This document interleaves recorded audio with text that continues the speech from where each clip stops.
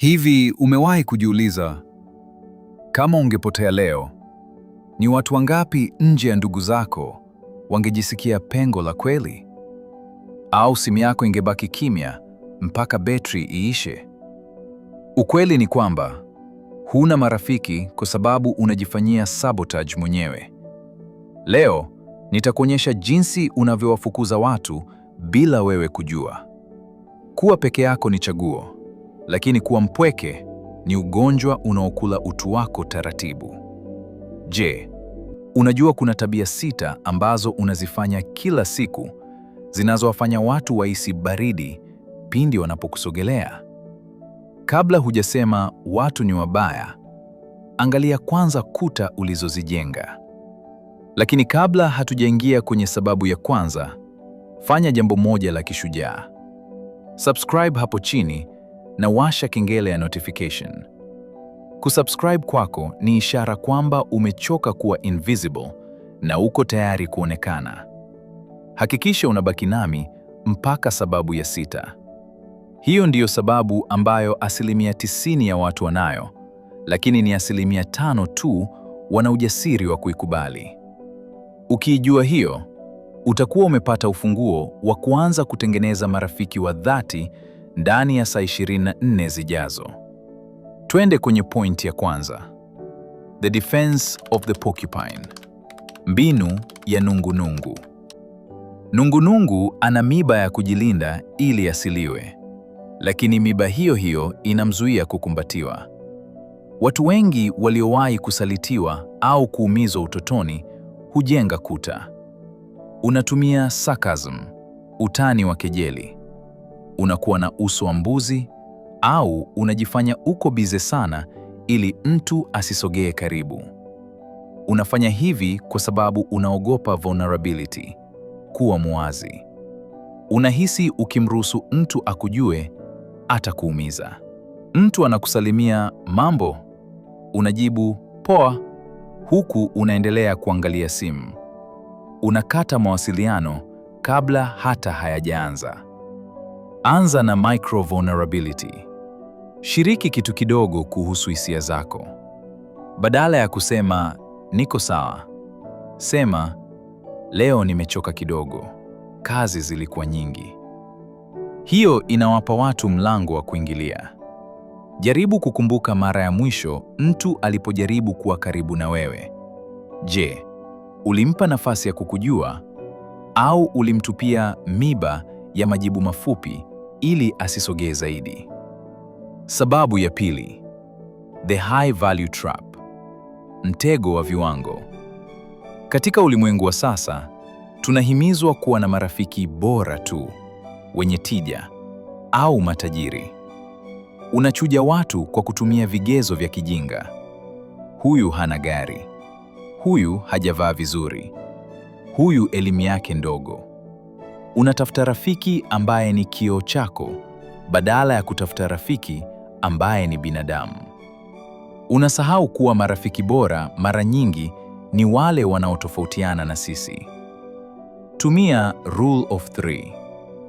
Mpe kila mtu nafasi ya maongezi 3 kabla hujamkataa.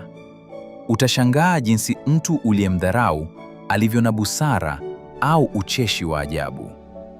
Je, inawezekana umekuwa ukimkataa rafiki bora wa maisha yako kwa sababu tu hana sifa fulani ambazo ulijiwekea kichwani? Sifa ambazo labda hata hazina umuhimu kwenye urafiki wa kweli. Sababu ya 3. The social battery fallacy. Dhana ya betri ya jamii. Unajiita introvert na kuitumia kama kisingizio cha kutofanya juhudi. Kuna tofauti kati ya kuwa introvert na kuwa na social anxiety, hofu ya jamii. Kuwa introvert maana yake unapata nguvu ukiwa peke yako, lakini bado unahitaji watu. Ukikaa ndani mwaka mzima ukisema mimi ni introvert, unadhoofisha misuli yako ya kijamii. Urafiki ni kama mazoezi ya gym. Usipofanya, misuli inasinyaa. Fanya social cardio. Tenga saa moja tu kwa wiki ya kuwa sehemu yenye watu wengi. hata kama hutaongea na mtu. Zoeza ubongo wako kuona watu sio tishio. Je, wewe ni introvert kweli, au umetumia neno hilo kama ngao ya kukufanya uone ni sawa kukaa ndani peke yako, huku ukijua moyoni unatamani kuwa na watu? Sababu ya 4: the spotlight effect, hofu ya kumulikiwa. Unadhani kila mtu anakuangalia wewe na kuhukumu kila neno unalosema. Hii inakufanya uwe na social paralysis. Unaogopa kusema utani usije ukawa mbaya. Unaogopa kucheka usije ukaonekana wa ajabu. Ukweli mchungu ni huu: hakuna anayekujali kiasi hicho. Kila mtu ana hofu zake. Watu wanajijali wenyewe zaidi ya wanavyokujali wewe. The hack: geuza taa. Badala ya kujiwaza mimi naonekana vizuri, mshughulikie mwenzako. Je, anaonekana ana furaha? Kuwa mtu anayeuliza maswali badala ya anayetafuta majibu ya kuvutia.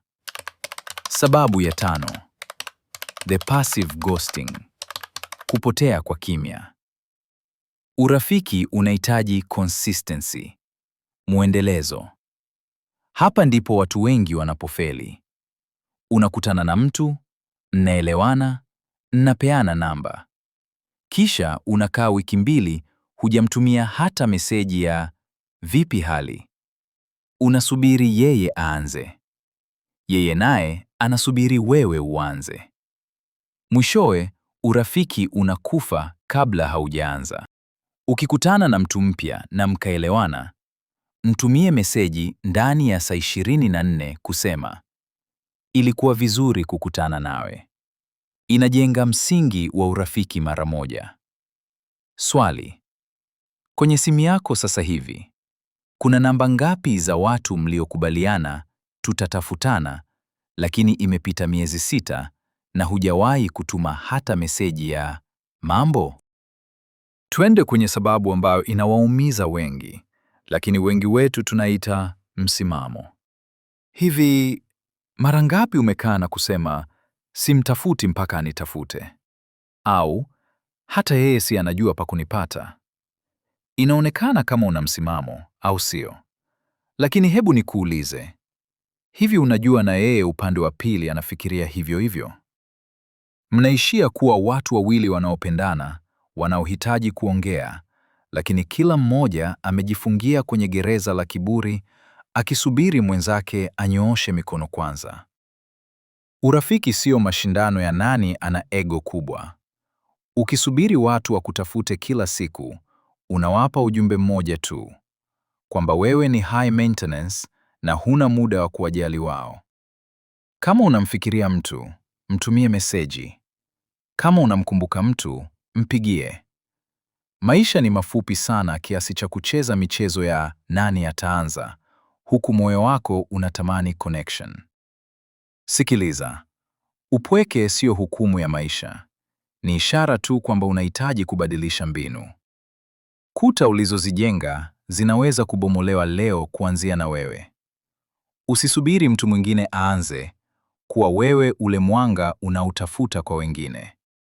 Kama video hii imekufanya ujitazame kwenye kioo na umegundua kosa moja ambalo utaliacha kuanzia sasa, basi usiondoke hivi hivi. Gonga hiyo button ya subscribe na uungane na familia hii. Asante kwa kubaki nami mpaka mwisho. Tukutane wakati ujao.